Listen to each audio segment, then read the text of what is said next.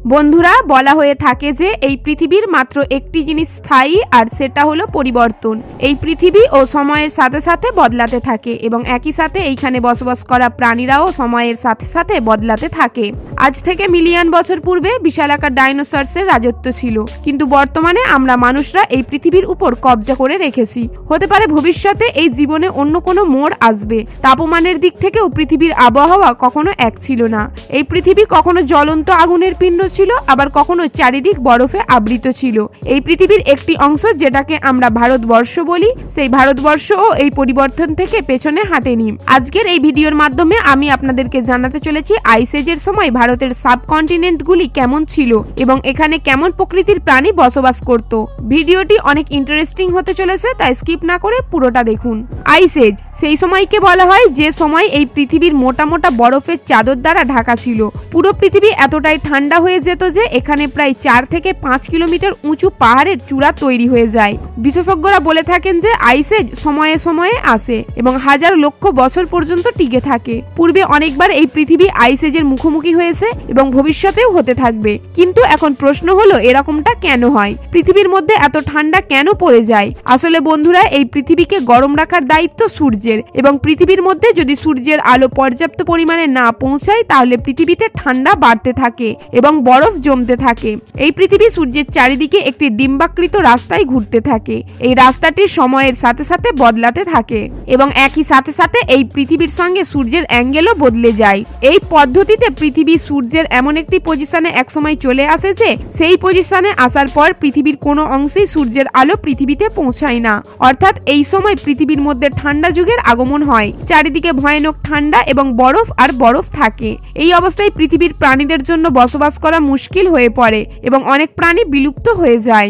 Effect of ice age on Indian subcontinent.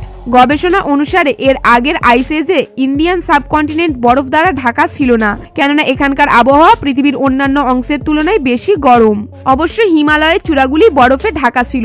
যদিও Indian subcontinent বরফ দ্বারা ঢাকা না থাকলেও সেই সময় এখানে ভয়াবহ বৃষ্টি হতো, চারিদিকে জলের ভীষণ স্রোত থাকতো। সেই সময়কার সেই আবহাওয়ার বর্তমানে আবহাওয়ার প্রতি অনেক প্রভাব ফেলে। সেই সময় ভারতবর্ষে অনেক রকমের প্রাণী দেখা যেত, যেগুলি সময়ের সাথে সাথে কিছু বিলুপ্ত হয়ে যায়, কিছু বিবর্তন হতে থাকে। অর্থাৎ বর্তমান জীবের পূর্বপুরুষরা আইস এজের সেই সময় কাটিয়েছে। চলুন প্রাণীদের সেই স্পেশাল স্পিসিসের ওপর দৃষ্টিপাত করি।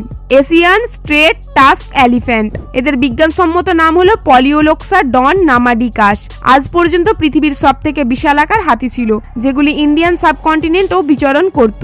এটি দীর্ঘ সময় পর্যন্ত নর্থ আমেরিকা এবং সাইবেরিয়াতে পাওয়া যাওয়া স্তন্যপায়ী প্রাণীর সঙ্গে অনেক মিল ছিল। অবশ্যই সাইজে তাদের থেকেও বড় ছিল। এই হাতিগুলিকে বর্তমান হাতিদের পূর্বপুরুষ বলা হয়ে থাকে, যদিও বা এদের শারীরিক গঠন বর্তমানের হাতির তুলনায় আলাদা ছিল। এই হাতিগুলির সঠিক সাইজ সন্ধান করার জন্য তাদের জীবাশ্মের ওপর অনেক পরীক্ষা নিরীক্ষা করা হয়েছে। সাধারণত কোনো প্রাণীর থাইবোনকে পরীক্ষা নিরীক্ষা করে তাদের হাইট জানা যায়। 19 শতাব্দীতে এই প্রাণীর থাইবোন বিজ্ঞানীরা দুটি অংশে পায়। সেই দুটিকে জুড়ে তার উচ্চতা মাপা হয়, যেটি প্রায় 160 সেন্টিমিটার ছিল। তারপর অনেক পরীক্ষা নিরীক্ষা করার পর তাদের সঠিক সাইজের সন্ধান করা হয়। শুনলে অবাক হবেন, এটি প্রায় 17 ফুটের কাছাকাছি লম্বা ছিল এবং এদের ওজন প্রায় 22,000 কিলো ছিল। এবার আপনি কল্পনা করুন এরা কত বিশাল ছিল। সেই সময় ভারতবর্ষে এই হাতিগুলি ছাড়াও আরো অনেক রকমের হাতির অস্তিত্ব ছিল, যেমনটা ধরুন স্টেগাডন। এই হাতিগুলি অনেক বিচিত্র প্রকৃতির ছিল। এদের উচ্চতা প্রায় 4 মিটার অর্থাৎ 13 ফুট ছিল। এদের বাইরের দুটি দাঁত প্রায় 3 মিটার অর্থাৎ 10 ফুট লম্বা ছিল। এদের দাঁতের বৈশিষ্ট্য ছিল যে এরা বাড়তে বাড়তে একে অপরের কাছাকাছি চলে আসতো, অর্থাৎ তাদের মাঝখানে সুর রাখার জায়গাও থাকতো না, যার ফলে তারা তাদের সুরকে দুটো দাঁতের যে কোনো এক সাইডে রাখতো। বলা হয়ে থাকে যে এই হাতিগুলিও বর্তমানে হাতিগুলির মতো ভালো সাঁতারু ছিল। এই জীবগুলি বেশিরভাগ সময় একসঙ্গেই থাকতো এবং এরা একটি ছোট জায়গার মধ্যে সকলে মিলে থাকতো, যেখানে খাবারের পরিমাণও কম থাকতো এবং বসবাসেরও। এই কারণে সময়ের সাথে সাথে বিবর্তনের কারণে এদের সাইজ ছোট হতে থাকে। এজন্য একটা সময় এদের সাইজ একটা ওয়াটার বাফেলের মতো হয়ে যায়। এদের ওজন প্রায় 300 কিলোগ্রাম রয়ে যায়। এই সময় হাতি ছাড়াও আরো অনেক রকমের প্রাণী পাওয়া যেত, যেমন বনাগড়, গ্যাজেল, নীলগাই, হরিণ, উট পাখি, জংলি শুকর, জংলি ভেড়া, আরক্স, অর্কর, এছাড়াও এরকম অনেক প্রাণী ছিল যেগুলি বর্তমানের সঙ্গে ততটাও মিল নেই, যেমন সেবাথেরিয়াম। এগুলি বর্তমান যুগে জিরাফের পূর্বপুরুষ ছিল, যেগুলি আইস এজের সময় ভারতবর্ষে পাওয়া যেত। যদিও বা তাদের আকৃতি বর্তমানে জিরাফের মতো ছিল না, এটি কানাডায় পাওয়া যাওয়া একটি প্রাণী মুসের মতো সাইজের হয়ে থাকতো এবং কিছু কিছু ইউকাপির মতো দেখতে লাগতো।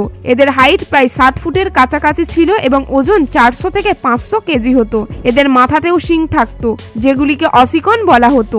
মাথা ছাড়াও চোখের উপরে ওয়াশিকনের একটি জোড়া ছিল। এদের গর্দান অনেক মজবুত হতো, কেননা এদের খুব শক্তিশালী পায়ের ওজন বইতে হতো এবং তার উপরে অনেক ভারী শিং থাকতো।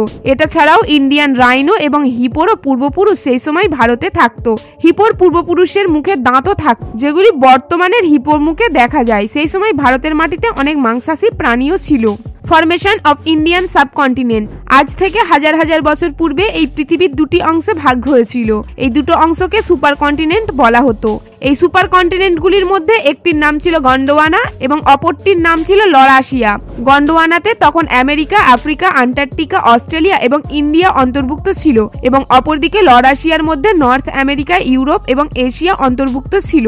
এবং সময়ের সাথে সাথে পৃথিবীর নিচে টেকটনিক প্লেটসের গতির জন্য এই সুপার কন্টিনেন্টগুলিও নিজেদের জায়গা বদলাতে থাকে এবং আলাদা আলাদা টুকরোতে ভাগ হয়ে যায়। এই বিভক্তির সময় ইন্ডিয়া গন্ডোয়ানা থেকে আলাদা হয়ে লরেশিয়ার এশিয়ার অংশের দিকে মিলে যায়। আফ্রিকা এবং ইউরোপ এশিয়ার মাঝখানে সে সময় একটি সাগর ছিল, যার নাম ছিল টেথিস ওসিয়ান।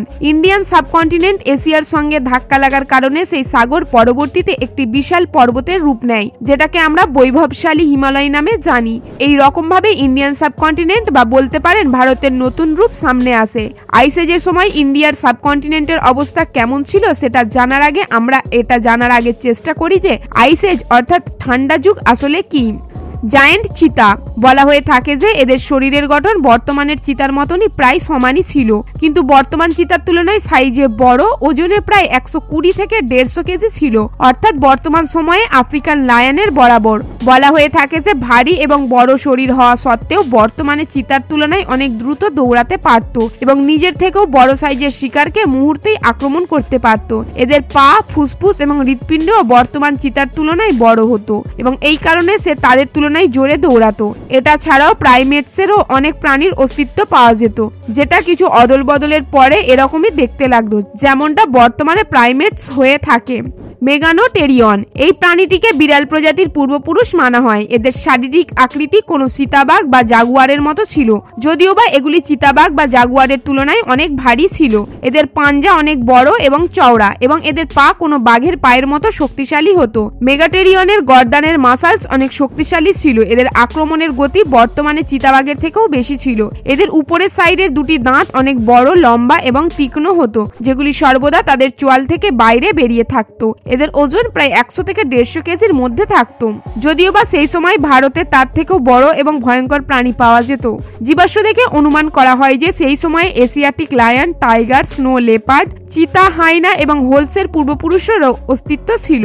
এদের মধ্যে একটি ছিল চিতাবাঘের পূর্বপুরুষ। বন্ধুরা, আজকের এই ভিডিও এখান পর্যন্ত। কমেন্টে অবশ্যই জানাবেন পৃথিবীর আবহাওয়া, জিওগ্রাফি এবং বায়োডাইভার্সিটির পরিবর্তন এবং বর্তমান প্রাণীদের পূর্বপুরুষদের সম্বন্ধে জেনে আপনার কেমন লেগেছে। ভিডিওটি লাইক করতে এবং এই তথ্যপূর্ণ ভিডিওটিকে আপনার বন্ধু এবং ফ্যামিলির মধ্যে শেয়ার করতে একদমই ভুলবেন না।